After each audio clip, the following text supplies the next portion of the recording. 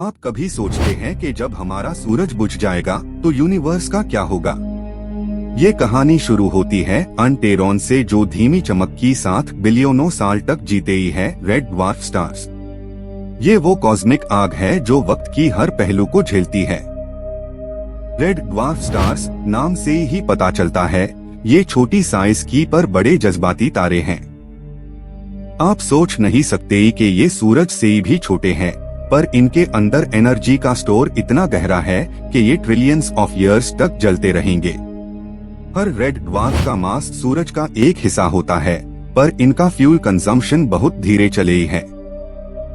जो सूरज 10 बिलियन साल में अपना जीवन पूरा करता है, वो ही ये तारे 10 ट्रिलियन साल तक जिंदा रह सकते ही हैं। इमेजिन कीजिए, जब यूनिवर्स का हर चमकता तारा बुझ चुका होगा तो रेड ड्वार्फ्स अभी भी अपनी मंद रोशनी से ही संभल रहे होंगे। ये कॉस्मिक सर्वाइवर्स है जो अंधेरे को रोशन करते ही हैं। लेकिन ये तारे अपने बोर्न टाइम से ही हाई क्वाइट फाइटर्स रहे हैं।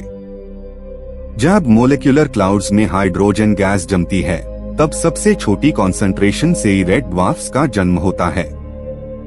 उनके अंदर का प्रेशर और टेम्परेचर कम होता है, इसलिए न्यूक्लियर फ्यूजन धीमी गति से ही चलती है। ये धीमा फ्यूजन हाई इनकी लॉन्जेविटी का सीक्रेट है। आपको लग सकता है ये तारे बोरिंग है, ना सुपरनोवा ना शोर शराबा, लेकिन भूलना मत, इनके अंदर छुपा है सबसे बड़ा एंड्योरेंस टेस्ट जो कॉस्मोस ने ही कभी देखा है।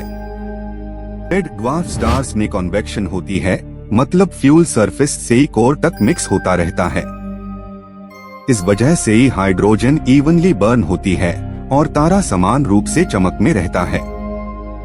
यही कॉज है कि ये तारे अपनी रोशनी को बिलियंस ऑफ साल तक बनाए रखते हैं। आपके सामने एक तारा जो कभी फेड नहीं होता, वो रेड ड्वार्फ है। साइंस के मुताबिक यूनिवर्स अभी 13.8 बिलियन साल पुराना है। पर रेड ड्वार्फ स्टार्स में से कोई भी अभी तक पूरी लाइफ साइकिल पूरी नहीं कर पाया, क्योंकि उनकी उम्र तो ट्रिलियंस में गिनी जाती है। इसका मतलब है कि हम अगले ट्रिलियन साल तक भी रेड ड्वार्फ्स की डेथ प्रोसेस नहीं देख पाएंगे। वो अपने अंदर धीरे धीरे चेंज लेकर चलेंगे, एक कॉस्मिक मेडिटेशन जैसे। एक फैसिनेटिंग फैक्ट ये है कि रेड ड्वार्फ के आसपास एक्सोप्लैनेट्स मिल चुके हैं, जहां लिक्विड वाटर होने की संभावना है। ये प्लैनेट्स में भी हैबिटेबल होंगे, ह्यूमैनिटी के फ्यूचर हों। लेकिन रेड ड्वार्फ स्टार्स के मैग्नेटिक फ्लेयर्स और रेडिएशन कभी कभी अपने प्लैनेट्स के एटमॉस्फेयर्स को उड़ा देते हैं। ये सर्वाइवल का एक डेंजरस टेस्ट है, कॉस्मिक लेवल पर। आप सोच लीजिए, एक ऐसा प्लैनेट जहां सूरज शांत है, पर हर कुछ समय में एक प्लाज्मा स्टॉर्म आए, सबको झुलसा दे। ये रेड ड्वार्फ के टेम्पर का इंडिकेशन है। पर जब ये तारे शांत होते ही है, उनका लाइट स्पेक्ट्रम सॉफ्ट और रेड होता है, एक एटर्नल डस्क जैसे। अगर कोई जान होती वहाँ, तो उसका स्काई हमेशा डीप क्रिम्सन दिखता है। साइंटिस्ट्स के लिए रेड ड्वार्फ एक लैबोरेटरी है। ये समझना कि उनका फ्यूजन मैकेनिज्म इतना स्टेबल कैसे ही है, ये भविष्य के एनर्जी सिस्टम्स के ग्राउंड वर्क के बराबर है। आप जानते हैं, हर रेड ड्वार्फ अपनी लाइफ के एंड पे एक व्हाइट ड्वार्फ नहीं बनेगा। वक्त के साथ इनका हाइड्रोजन धीरे धीरे खत्म होता है और ये ब्लू ड्वार्फ बन जाएंगे, एक fully theoretical stage. Blue dwarf stage पर तारा गर्म होता है और तेज चमक के साथ अपनी आखिरी दफा फ्यूज करता है। पर वो टाइम आएगा ट्रिलियन सालों बाद, जब हमारा एग्जिस्टेंस भी स्मृति बन चुका होगा।